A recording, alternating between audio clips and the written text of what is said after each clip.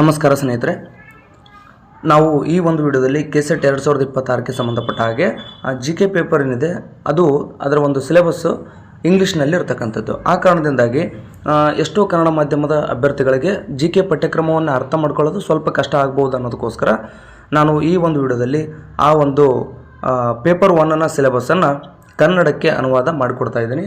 ಆ ಕಾರಣದಿಂದಾಗಿ ಈ ಒಂದು ವಿಡಿಯೋ ನಿಮಗೆ ತುಂಬ ಉಪಯುಕ್ತ ಆಗುತ್ತೆ ಅಂತ ನಾನು ಭಾವಿಸಿದ್ದೀನಿ. ಈಗ ನಾವು ನೇರವಾಗಿ ವಿಷಯಕ್ಕೆ ಹೋಗೋದಕ್ಕಿಂತ ಮುಂಚೆ ನೀವೇನಾದರೂ ನಮ್ಮ ಯೂಟ್ಯೂಬ್ ಚಾನಲನ್ನು ಸಬ್ಸ್ಕ್ರೈಬ್ ಮಾಡ್ಕೊಂಡಿಲ್ಲ ಅಂದರೆ ದಯವಿಟ್ಟು ಸಬ್ಸ್ಕ್ರೈಬ್ ಮಾಡ್ಕೊಳ್ಳಿ. ಹಾಗೆಯೇ ಈ ಒಂದು ವಿಡಿಯೋದ ಡಿಸ್ಕ್ರಿಪ್ಷನಲ್ಲಿ ಮತ್ತು ಈ ಒಂದು ಕಾಮೆಂಟ್ ಬಾಕ್ಸಲ್ಲಿ ಟೆಲಿಗ್ರಾಮ್ ಲಿಂಕ್ ಇರುತ್ತೆ, ಟೆಲಿಗ್ರಾಮ್ನು ಕೂಡ ಜಾಯ್ನ್ ಆಗಿರಿ. ಅಲ್ಲಿ ಒಂದಷ್ಟು ನೋಟ್ಸ್ಗಳನ್ನು ವೀಡಿಯೋಗಳನ್ನು ಅಪ್ಲೋಡ್ ಮಾಡ್ತಾ ಇರ್ತೀನಿ. ನೋಡಿ, ತಾವಿಲ್ಲಿ ನೋಡ್ಬೋದು ಕೆಸೆಟ್ ಪರೀಕ್ಷಾ ಕೈಪಿಡಿ ಅಂತೇಳಿದೆ.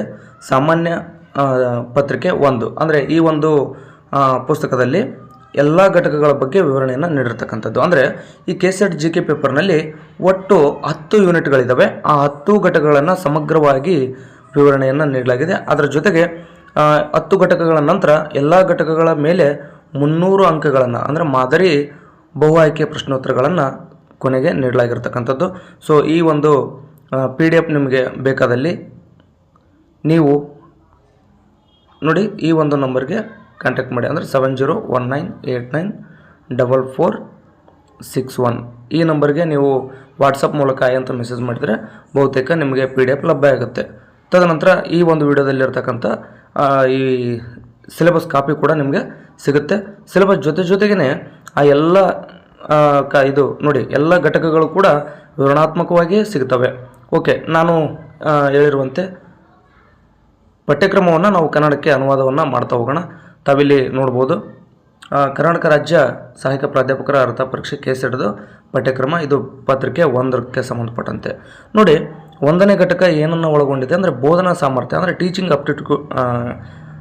ಅಪ್ಟಿಟ್ಯೂಡ್ ಬಗ್ಗೆ ಇರತಕ್ಕಂಥದ್ದು. ಅಂದರೆ ಈ ಒಂದು ಟೀಚಿಂಗ್ ಅಪ್ಟಿಟ್ಯೂಡ್ನಲ್ಲಿ ನಾವು ಏನನ್ನು ಓದ್ತೀವಿ ಅಂತಂದರೆ ಮೊದಲಿಗೆ ಬೋಧನೆ, ಅಂದರೆ ಬೋಧನಾ ಸಾಮರ್ಥ್ಯದಲ್ಲಿ ಮೊದಲು ನಮಗೆ ಬೋಧನೆ ಅಂದರೆ ಏನಂತ ಗೊತ್ತಿರಬೇಕಲ್ವ. ಆ ಕಾರಣದಿಂದಾಗಿ ಬೋಧನೆ ಪರಿಕಲ್ಪನೆ, ಆ ಬೋಧನೆಯ ಉದ್ದೇಶಗಳು, ಬೋಧನೆಯ ಹಂತಗಳು ಅಂದರೆ ಸ್ಮರಣೆ, ತಿಳುವಳಿಕೆ ಮತ್ತು ಪ್ರತಿಫಲಿತ ಈ ಹಂತಗಳು, ಹಾಗೆಯೇ ಬೋಧನೆಯ ಗುಣಲಕ್ಷಣಗಳು ಮತ್ತು ಬೋಧನೆಯ ಮೂಲ ಅವಶ್ಯಕತೆಗಳ ಬಗ್ಗೆ ಸವಿವರವಾಗಿ ಇದರಲ್ಲಿ ವಿವರಣೆಯನ್ನು ನೀಡಿರ್ತಕ್ಕಂಥದ್ದು. ಒಂದು ವೇಳೆ ನಿಮಗೆ ಈ PDF ತೊಗೊಳ್ಳಿಲ್ಲ ಅಂತಂದ್ರೂ ಕೂಡ, ಅಂದರೆ ಆ PDF ಸಿಗಲಿಲ್ಲ ಅಂತಂದರೆ ನೀವು ಬೇರೆ ಕಡೆ ಆದರೂ ಓದಿದ್ರೂ ಪರವಾಗಿಲ್ಲ, ಇವುಗಳನ್ನು ಓದ್ಕೊಳ್ರಿ ಅಂತ ಹೇಳೋದು ಅಷ್ಟೇ. ಕಲಿಯುವವರ ಗುಣಲಕ್ಷಣಗಳು ಅಂದರೆ ಹದಿಹರೆಯದ ಮತ್ತು ವಯಸ್ಕ ಕಲಿಯುವವರ ಗುಣಲಕ್ಷಣಗಳು, ಅಂದರೆ ಅವ್ರನ್ನ ಹೆಂಗೆ ಓದ್ಕೋಬೇಕು ನೀನು. ಹದಿಹರೆಯದ ಕಲಿಯುವವರನ್ನ ಶೈಕ್ಷಣಿಕ, ಸಾಮಾಜಿಕ, ಭಾವನಾತ್ಮಕ ಮತ್ತು ಅರಿವಿನ ಗುಣಲಕ್ಷಣಗಳನ್ನು ಓದ್ಕೋಬೇಕು. ಹಾಗೆ ವಯಸ್ಕ ಕಲಿಯುವವರ ಶೈಕ್ಷಣಿಕ, ಸಾಮಾಜಿಕ, ಭಾವನಾತ್ಮಕ ಮತ್ತು ಅರಿವಿನ ಗುಣಲಕ್ಷಣಗಳನ್ನು ಓದ್ಕೋಬೇಕು. ಜೊತೆಗೆ ವೈಯಕ್ತಿಕ ವ್ಯತ್ಯಾಸಗಳು. ನೆಕ್ಸ್ಟ್ ನೋಡಿ, ಬೋಧನೆಯ ಮೇಲೆ ಪ್ರಭಾವ ಬೀರ್ತಕ್ಕಂಥ ಅಂಶಗಳು, ಅಂದರೆ ಬೋಧನೆಯ ಮೇಲೆ ಪ್ರಭಾವ ಬೀರ್ತಕ್ಕಂಥ ಅಂಶಗಳಲ್ಲಿ ಮೊದಲನೆಯದು ಶಿಕ್ಷಕ, ಅಂದರೆ ಬೋಧನೆಗೆ ಮೂಲ ಶಿಕ್ಷಕ ಬೇಕು, ನಂತರ ಕಲಿಯುವ ಬೇಕು. ಅಂದರೆ ಶಿಕ್ಷಕ ಅದನ್ನು ಕಲಿಯುವ ಇರಲಿಲ್ಲ ಅಂತಂದರೆ, ಹಂಗಾಗಿ ಬೋಧನೆಯ ಮೇಲೆ ಪ್ರಭಾವ ಬೀರ್ತಕ್ಕಂಥ ಮೊದಲ 2 ಅಂಶಗಳು ಅಂತಂದರೆ ಮೊದಲು ಶಿಕ್ಷಕ, ನಂತರ ಕಲಿಯುವ. ನೆಕ್ಸ್ಟ್ ಬೆಂಬಲ ಸಾಮಗ್ರಿಗಳು, ನೆಕ್ಸ್ಟ್ ಬೋಧನಾ ಸೌಲಭ್ಯಗಳು, ಕಲಿಕೆಯ ಪರಿಸರ ಮತ್ತು ಸಂಸ್ಥೆ. ಇದಿಷ್ಟು ಬೋಧನೆಯ ಮೇಲೆ ಪ್ರಭಾವ ಬೀರ್ತಕ್ಕಂಥ ಅಂಶಗಳು.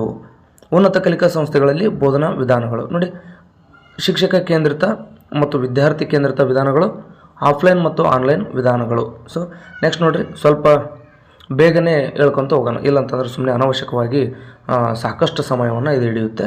ಸೊ ನೋಡಿ, ಬೋಧನಾ ಬೆಂಬಲ ವ್ಯವಸ್ಥೆ, ಅಂದರೆ ಇಲ್ಲಿ ಸಾಂಪ್ರದಾಯಿಕ, ಆಧುನಿಕ ಮತ್ತು ICT ಆಧಾರಿತ ಬೆಂಬಲ ವ್ಯವಸ್ಥೆ ಇರುತ್ತೆ ಬೋಧನೆಯಲ್ಲಿ. ನೆಕ್ಸ್ಟ್ ನೋಡಿ, ಮೌಲ್ಯಮಾಪನ ವ್ಯವಸ್ಥೆಗಳು, ಅಂದರೆ ಮೌಲ್ಯಮಾಪನದ ಅಂಶಗಳು ಮತ್ತು ಮೌಲ್ಯಮಾಪನದ ಪ್ರಕಾರಗಳು.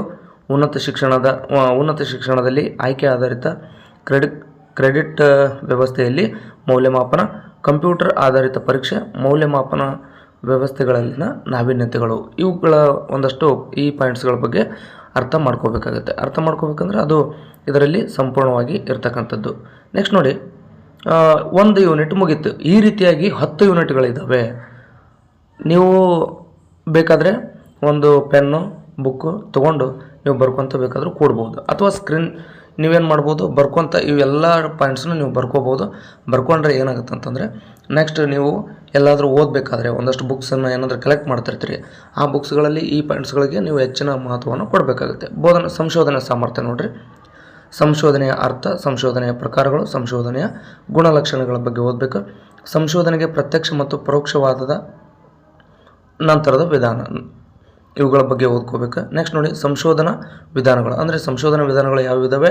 ಪ್ರಾಯೋಗಿಕ ವಿಧಾನ, ವಿವರಣಾತ್ಮಕ ವಿಧಾನ, ಐತಿಹಾಸಿಕ ವಿಧಾನ, ಗುಣಾತ್ಮಕ ಮತ್ತು ಪರಿಮಾಣಾತ್ಮಕ ವಿಧಾನಗಳಿದ್ದಾವೆ. ಸಂಶೋಧನೆಯ ಹಂತಗಳನ್ನು ಓದ್ಕೋಬೇಕು. ಪ್ರಬಂಧ ಮತ್ತು ಲೇಖನ ಬರವಣಿಗೆ ಅಂದರೆ ಉಲ್ಲೇಖದ ಸ್ವರೂಪ ಮತ್ತು ಶೈಲಿಗಳ ಬಗ್ಗೆ ಓದ್ಕೋಬೇಕು. ICT ಅನ್ವಯಿಕೆ ಅಂದರೆ ಸಂಶೋಧನೆಯಲ್ಲಿ ICTಯನ್ನು ಅನ್ವಯಿಕೆ ಬಗ್ಗೆ ಓದ್ಕೋಬೇಕು. ಸಂಶೋಧನಾ ನೈತಿಕತೆ ಬಗ್ಗೆ, ಇದಿಷ್ಟನ್ನು ನೀವು 2ನೇ ಯೂನಿಟ್ನಲ್ಲಿ ಓದಬೇಕಾಗುತ್ತೆ.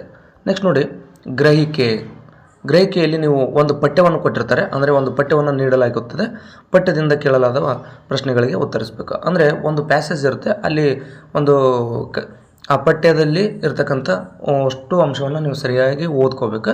ತದನಂತರ ಕೆಳಗಡೆ 5 ಪ್ರಶ್ನೆಗಳನ್ನು ಕೇಳ್ತಾರೆ. 5 ಯಾಕೆ ಕೇಳ್ತಾರೆ? 4 ಕೇಳ್ತಾರೆ, 3 ಕೇಳ್ತಾರೆ? ಇಲ್ಲ, 5 ಕೇಳ್ತಾರೆ. ಯಾಕಂದರೆ 10 ಯೂನಿಟ್ ಇದ್ದಾವೆ ಈ ಸಿಲೆಬಸ್ನಲ್ಲಿ. ಪ್ರತಿಯೊಂದು ಯೂನಿಟ್ ಮೇಲೆ ಕಡ್ಡಾಯವಾಗಿ 5 ಪ್ರಶ್ನೆಗಳು ಬರ್ತವೆ. ಸೊ ಹಂಗಾಗಿ ಗ್ರಹಿಕೆ ಮೇಲೂ ಕೂಡ 5 ಪ್ರಶ್ನೆಗಳು ಬರ್ತವೆ. ಅಂದರೆ 10 ಯೂನಿಟ್ 5 ಪ್ರಶ್ನೆ ಅಂದರೆ ಒಟ್ಟು 50 ಪ್ರಶ್ನೆಗಳು ಈ ಪೇಪರ್ಗೆ ಇರತಕ್ಕಂಥದ್ದು. ನೆಕ್ಸ್ಟ್ ನೋಡಿ, ಕಮ್ಯುನಿಕೇಷನ್ ಅಂದರೆ ಸಂವಹನ ಬಗ್ಗೆ ಇರತಕ್ಕಂಥದ್ದು, ಸಂವಹನದ ಅರ್ಥ, ಸಂವಹನದ ಪ್ರಕಾರಗಳು, ಸಂವಹನದ ಗುಣಲಕ್ಷಣಗಳು. ನೆಕ್ಸ್ಟ್ ನೋಡಿ, ಪರಿಣಾಮಕಾರಿ ಸಂವಹನ ಅಂದರೆ ಮೌಖಿಕ ಮತ್ತು ಮೌಖಿಕವಲ್ಲದ, ಅಂತರ್ ಸಾಂಸ್ಕೃತಿಕ ಮತ್ತು ಗುಂಪು ಸಂವಹನ, ತರಗತಿಯ ಸಂವಹನ. ಈ ರೀತಿಯಾಗಿ ಪರಿಣಾಮಕಾರಿ ಸಂವಹನದ ಬಗ್ಗೆನೂ ಕೂಡ ಓದ್ಕೋಬೇಕಾಗುತ್ತೆ. ಪರಿಣಾಮಕಾರಿ ಸಂವಹನಕ್ಕೆ ಅಡೆತಡೆಗಳು ಏನಿದ್ದಾವೆ ಅನ್ನೋದನ್ನು ಕೂಡ ಓದಬೇಕು.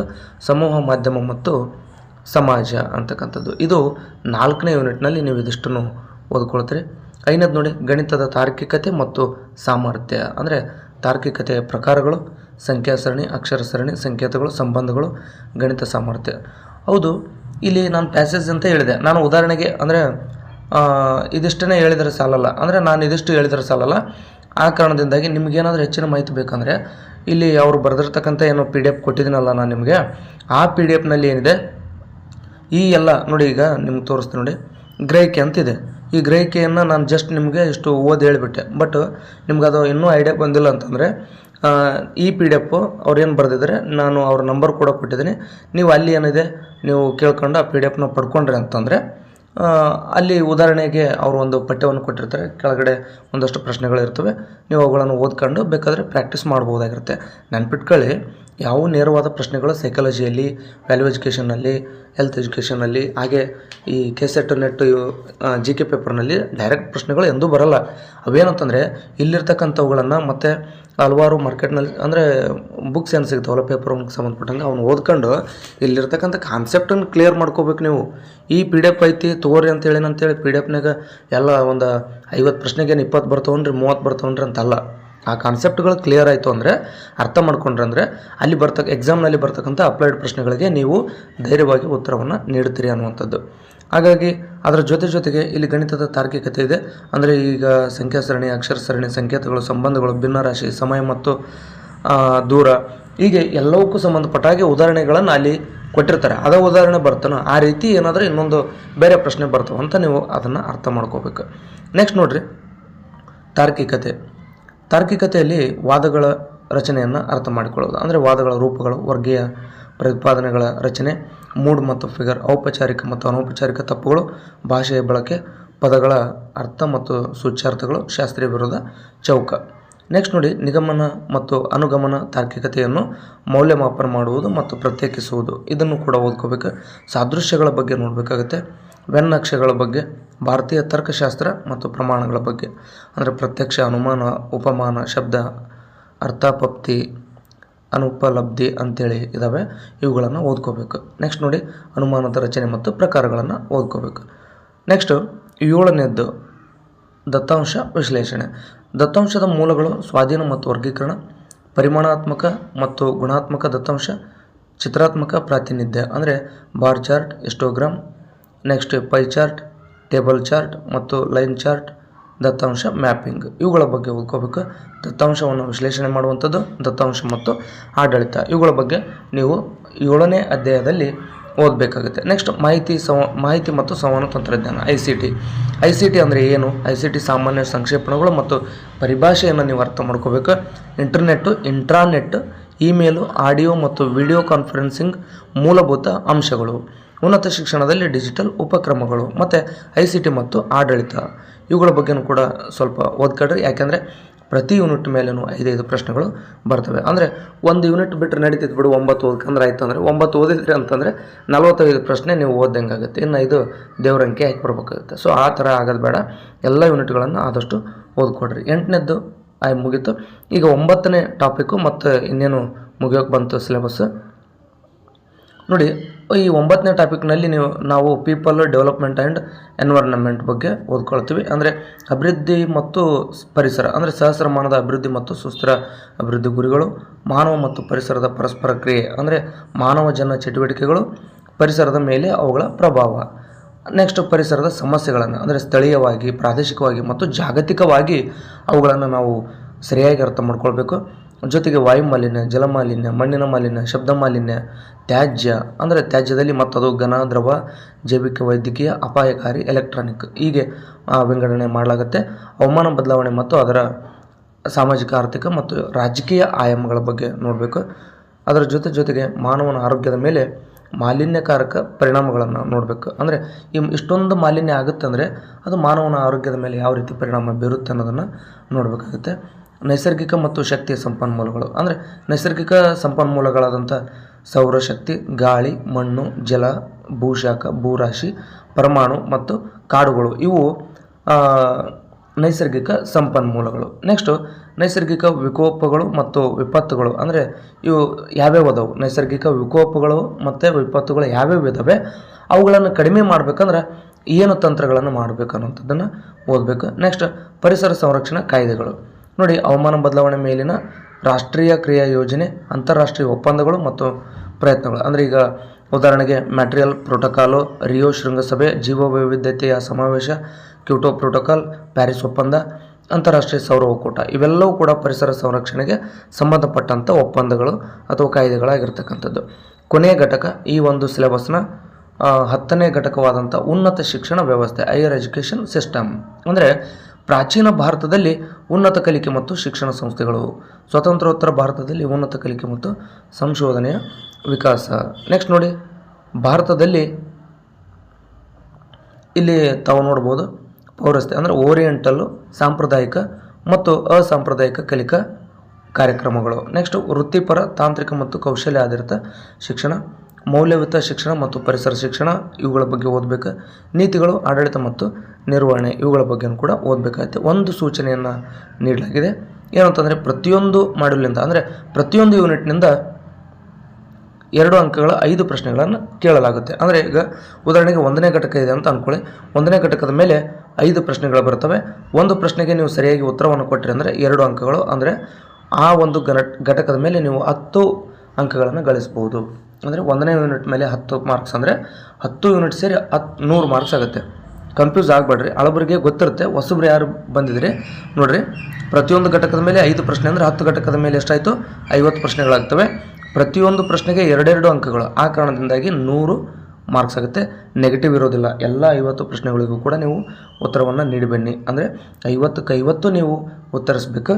ಅದರಲ್ಲಿ ಒಂದಷ್ಟು ಪ್ರಶ್ನೆಗಳು ನಿಮಗೆ ಅಕ್ಯುರೇಟ್ ಆನ್ಸರ್ ಗೊತ್ತಿರುತ್ತೆ, ಇನ್ನೊಂದಿಷ್ಟಕ್ಕೆ ಆನ್ಸರ್ ಗೊತ್ತಿರಲ್ಲ. ಆದರೂ ಕೂಡ ಅದನ್ನು ಯಾವುದಾದ್ರೂ ಒಂದು ನಿಮಗೆ ಸಮೀಪ ಅನಿಸ್ತಕ್ಕಂಥ, ಅಂದರೆ ಆ ಪ್ರಶ್ನೆಗೆ ಸಮೀಪವಾದಂಥ ಉತ್ತರಗಳು ಯಾವಿರ್ತವೆ ಅಥವಾ ನಿಮಗೆ ಯಾವುದು ಉತ್ತರ ಸರಿ ಅನಿಸುತ್ತೋ ಅವುಗಳನ್ನು ಹಾಕಿ ಬಂದುಬಿಡ್ಬೇಕು. ಖಾಲಿ ಬಿಡೋದ್ರಿಂದ ಉಪಯೋಗಿಲ್ಲ. 50ಕ್ಕೆ 50 ಹಾಕಿ ಬನ್ನಿ. ಅಲ್ಲಿ ನೀವು ಗರಿಷ್ಠ 100 ಅಂಕಗಳನ್ನು ಗಳಿಸ್ಬೋದು. ಕಡಿಮೆ ಅಂದ್ರೂ ಕೂಡ ಒಂದು 25ರಿಂದ 30 ಪ್ರಶ್ನೆಗಳಿಗೆ ನೀವು ಉತ್ತರಿಸಲೇಬೇಕಾಗುತ್ತೆ. ಆ ಕಾರಣದಿಂದ ಉತ್ತರಿಸಲೇಬೇಕಾಗುತ್ತೆ ಅಂದರೆ ಅದರ ಅರ್ಥ ನಿಮ್ಮ ಆಪ್ಷನಲ್ ಸಬ್ಜೆಕ್ಟು ಸ್ವಲ್ಪ ಟಫ್ ಬರುತ್ತೆ ಕ್ವಶನ್ ಪೇಪರು. ಅಲ್ಲಿ ಏನಾದರೂ ಕಡಿಮೆ ಆಯಿತು ಅಂದರೆ ಈ ಒಂದು GK ಪೇಪರ್ನಲ್ಲಿ ಒಳ್ಳೆ ಸ್ಕೋರ್ ಮಾಡಿದ್ರೆ ಅಂತಂದರೆ ಅದು ನಿಮಗೆ ಹೆಲ್ಪ್ ಆಗುತ್ತೆ. ಆ ಕಾರಣದಿಂದಾಗಿ ಕನಿಷ್ಠ ಒಂದು 25ರಿಂದ ನೋಡಿ 25ರಿಂದ 30 GKನಲ್ಲಿ ನೀವು ಮಾರ್ಕ್ಸ್ನ ಅಂದರೆ ಪ್ರಶ್ನೆಗಳಿಗೆ ಉತ್ತರಿಸಬೇಕು. ಆನಂತರ ನಿಮ್ಮ ಆಪ್ಷನಲ್ ಸಬ್ಜೆಕ್ಟ್ ಏನಿರುತ್ತೆ ಅದರಲ್ಲಿ ಒಂದು 50 ಪ್ರಶ್ನೆಗಳವರೆಗೆ ಉತ್ತರಿಸಬೇಕು. 100ಕ್ಕೆ ಹೇಳಕತ್ತೀನಿ ನಾನು. ಆಪ್ಷನಲ್ ಸಬ್ಜೆಕ್ಟ್ನಾಗ 100 ಕ್ವಶನ್ ಇರ್ತವೆ. ನೀವು ಅದ್ರಾಗ 50 ಸರಿ ಆದ್ರೂ ಸಾಕು. ಮತ್ತು ನಿಮ್ಮ GK ಪೇಪರ್ನಲ್ಲಿ 50 ಪ್ರಶ್ನೆಗಳಿರ್ತವೆ. ಅದರಲ್ಲಿ ಒಂದು 25ರಿಂದ 30 ಆದರೆ ಸಾಕು. ನೋಡಿ 30 ಇದು ಒಂದು 50 30 ಸೇರಿದರೆ 80 ಪ್ರಶ್ನೆಗಳಿಗೆ ನೀವು ಸರಿಯಾಗಿ ಉತ್ತರಿಸಿದಂತಾಗುತ್ತೆ. 80 ಪ್ರಶ್ನೆಗಳಿಗೆ ಸರಿಯಾಗಿ ಉತ್ತರಿಸಿದರೆ ಅಂದರೆ ಪ್ರತಿ ಪ್ರಶ್ನೆಗೂ 2 ಅಂಕ. 2 ಅಂಕ ಅಂದರೆ 160, ಅಂದರೆ ಬಹುತೇಕ ಕೆಸೆಟ್ ಕ್ಲಿಯರ್ ಆಗುತ್ತೆ. ಇಲ್ಲ ಆದರೂ ನನಗೆ ಭಯ 160 ಆದರೆ ಇನ್ನೊಂದು 5 ಹೆಚ್ಚಿಗೆ ಮಾಡ್ಕೊಂಬಿಡ್ರಿ. ನಿಮ್ಮ ಆಪ್ಷನಲ್ ಸಬ್ಜೆಕ್ಟ್ ಇರುತ್ತಲ್ವ, ಅದರಲ್ಲಿ ಒಂದು 55 ಪ್ರಶ್ನೆಗಳಿಗೆ ಸರಿಯಾಗಿ ಉತ್ತರಿಸುವಂಥ ಪ್ರಯತ್ನವನ್ನು ಮಾಡಿ. ಅದರ ಜೊತೆಗೆ ಒಂದು 30 GKನಲ್ಲಿ ಬಂತು ಅಂದರೆ ನಿಮಗೆ ಒಟ್ಟು 85 ಪ್ರಶ್ನೆಗಳಿಗೆ ಸರಿಯಾಗುತ್ತೆ. 85 ಪ್ರಶ್ನೆಗಳಿಗೆ ಸರಿ ಆಯಿತು ಅಂತಂದರೆ ನೋಡಿ, 85ಕ್ಕೆ ಸರಿ ಆಯಿತು ಅಂದ್ರೆ ಒಂದು ಪ್ರಶ್ನೆಗೆ 2 ಅಂಕ ಅಂದರೆ 170 ಮಾರ್ಕ್ಸ್. ಅಂದರೆ ಬಹುತೇಕ ನಿಮ್ಮ ಕೆಸೆಟ್ಟು ಕ್ಲಿಯರ್ ಆಗಿಬಿಡುತ್ತೆ. ಸೊ ಆ ಕಾರಣದಿಂದಾಗಿ ಒಂದು 30 GK ಮಾಡಿರಿ, ಒಂದು 50-60 ನಿಮ್ಮ ಆಪ್ಷನಲ್ ಸಬ್ಜೆಕ್ಟ್ ಮಾಡ್ಕೊಂಡ್ರೆ ಅಂದರೆ ಕೆಸೆಟ್ಟು 100% ಕ್ಲಿಯರ್ ಆಗುತ್ತೆ. ಜೊತೆಗೆ ನೋಡಿ, ನಿಮಗೆ ಹೇಳಿದೆ, ಯಾವುದೇ ಕಾರಣಕ್ಕೂ ತಪ್ಸಕ್ಕೆ ಹೋಗ್ಬೇಡ್ರಿ. ನಿಮಗೇನಾದರೂ ಓದ್ತೀನಿ ಬೇರೆ ಕಡೆ ಇದೆ ಅಂತಂದರೆ ಏನು ಅಭ್ಯಂತರ ಇಲ್ಲ, ನಿಮಗೆ ಎಲ್ಲಿ ಅನುಕೂಲ ಆಗುತ್ತೋ ಅಲ್ಲಿ ಓದ್ಬೋದು. ಇಲ್ಲ ನಿಮ್ಮ ಹತ್ರ ನೋಟ್ಸ್ ಇಲ್ಲ ಅಂತಂದರೆ ಪರವಾಗಿಲ್ಲ, ನಾನು ನಂಬರ್ ಹೇಳಿದ್ದೀನಿ ಅಲ್ವಾ, ಆ ನಂಬರ್ಗೆ ವಾಟ್ಸಪ್ ಮಾಡಿರಿ, ನಿಮಗೆ ಈ PDF ಸಿಗುತ್ತೆ. ಚೆನ್ನಾಗಿ ಓದ್ಕೊಳ್ರಿ. ಎಲ್ಲವೂ ಕೂಡ ನೋಡಿ ತುಂಬ ಚೆನ್ನಾಗಿ ವಿವರಿಸಿದ್ದಾರೆ ಈ ಒಂದು ಪುಸ್ತಕದಲ್ಲಿ. ಬಣ್ಣದಿಂದನೇ ಚೆನ್ನಾಗಿ ನೀಡಲಾಗಿದೆ. ಬಣ್ಣ ಮುಖ್ಯ ಅಲ್ಲ, ವಿಷಯ ಮುಖ್ಯ. ಚೆನ್ನಾಗಿದೆ ನೋಡಿ, ಇಲ್ಲೆಲ್ಲನೂ ಪ್ರತಿಯೊಂದೂ ಈಗ ನೋಡಿ, ಸಾಮಾಜಿಕ ಗುಣಲಕ್ಷಣಗಳು, ಶೈಕ್ಷಣಿಕ ಗುಣಲಕ್ಷಣಗಳು ಮತ್ತು ಅದ್ರಾಗ ಕೇಳಬಹುದಾದ ಸಬ್ ಪಾಯಿಂಟ್ಸ್ ಮೂಲಕ ಅದನ್ನು ಸಂಪೂರ್ಣವಾಗಿ ವಿವರಿಸುವಂಥ ಕೆಲಸವನ್ನು ಮಾಡಿದ್ದಾರೆ. ಆ ಕಾರಣದಿಂದಾಗಿ ತೊಗೊಳ್ರಿ, ಓದ್ರಿ, ನಿಮ್ಮ ಇಷ್ಟ. ಬಟ್ ನಾನು ಸಿಲೆಬಸ್ಸನ್ನು ನಿಮಗೆ ತಿಳಿಸ್ಕೊಟ್ಟಿದ್ದೀನಿ. ನೀವೇನಾದರೂ ಇನ್ನೂ ಅದ್ರ ಬಗ್ಗೆ ಏನಾದರೂ ವಿಡಿಯೋ ಮಾಡಿರಿ ಅಥವಾ ಪ್ರತಿಯೊಂದು ಯೂನಿಟ್ ಮೇಲೆ ಕ್ಲಾಸಸ್ ಮಾಡಿರಿ ಅಂತ ಹೇಳಿದ್ರಿ ಅಂತಂದರೆ ನಾನು ಖಂಡಿತವಾಗಲೂ ಪ್ರತಿ ಯೂನಿಟ್ ಮೇಲೆ ಬೇಕಾದರೆ ಕ್ಲಾಸ್ಗಳನ್ನು ಮಾಡಿಕೊಡ್ತೀನಿ. ಆದಷ್ಟು ಕೆಸೆಟನ್ನು ಕ್ಲಿಯರ್ ಮಾಡಿಕೊಳ್ಳೋದಕ್ಕೆ ನಾನು ಕೂಡ ನನ್ನ ಕಡೆಯಿಂದ ಆದಂಥ ಒಂದು ಅಳಿಲು ಸೇವೆಯನ್ನು ನಿಮಗೆ ಮಾಡ್ತೀನಿ ಅಂತ ಹೇಳ್ತಾ ಈ ಒಂದು ವಿಡಿಯೋನಲ್ಲಿ ಮುಗಿಸ್ತಾ ಇದ್ದೀನಿ. ಸ್ನೇಹಿತರೆ, ಒಂದು ಸಬ್ಸ್ಕ್ರೈಬ್ ಮಾಡಿಕೊಂಡು ಸಪೋರ್ಟ್ ಮಾಡಿ ಅಂತ ಕೇಳ್ತಾ, ಹಾಗೆಯೇ ನಮ್ಮ ಟೆಲಿಗ್ರಾಮ್ ಗ್ರೂಪು ಕೂಡ ಜಾಯ್ನ್ ಆಗಿರಿ. ಧನ್ಯವಾದಗಳನ್ನು ಹೇಳ್ತಾ ಈ ಒಂದು ವಿಡಿಯೋನ ಮುಗಿಸ್ತಾ ಇದ್ದೀನಿ. ಧನ್ಯವಾದ.